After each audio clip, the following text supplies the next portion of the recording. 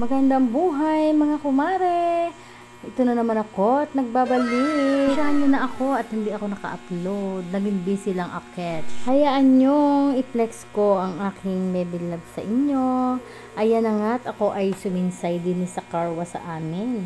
At aking pinalinis nga yan. Dini lang po yan sa malapit sa amin. Kaso nga lang parang hindi ko nagustuhan ang kanilang pagkakarwa sa yan. Pero okay lang. Sabi nga, try and try. Kung titingnan nyo lang, napakaganda at napakakinta. Pero dun nyo makikita pag nailabas nyo at nasikatan ika nga ng araw sa labas. Hindi ko na nga naman mga kumare babanggitin kung ano yung karwas na yan. Basta kita nyo nalilinis. Sabi nga ay dinaan sa santong paspasan mga kumare. Kaya okay lang. Yung talaga ang buhay.